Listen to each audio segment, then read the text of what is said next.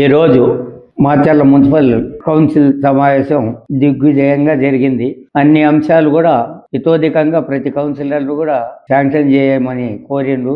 సబ్జెక్టుల వారీగా మన ఎమ్మెల్యే ప్రియతమ నేత పల్నాడు బాలచంద్రుడు బ్రహ్మారెడ్డి గారి ఆశయం మేరకు పట్టణ అభివృద్ధి కోసం మా ఎమ్మెల్యే గారి సహాయ సహకారాలు, ఇటు బాబు గారు వచ్చినప్పుడు 50 కోట్ల రూపాయలు ఇతోధికంగా అనౌన్స్ చేయటం, గ్రాడ్యువల్గా 1 by 1 పేమెంట్స్ వస్తున్నాయి. ఇవాళ 7,5 కోట్ల పనులు పెట్టాం, సక్సెస్ఫుల్గా శాంక్షన్ అయినాయి.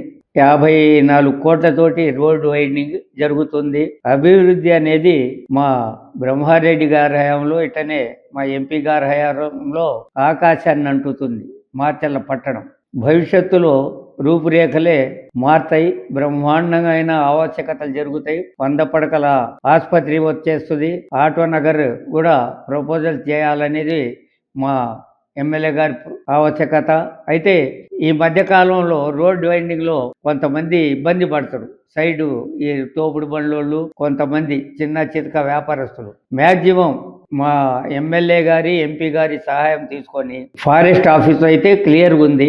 మార్కెటింగ్ యార్డ్ అక్కడ పంపించి మార్కెటింగ్ యార్డు స్థానంలో ఈ చిల్లర చితక వ్యాపారస్తుల్ని ప్రొవైడ్ చేసి వాళ్ళ ఉన్నతిని కూడా మంచిగా చూసుకుంటాం.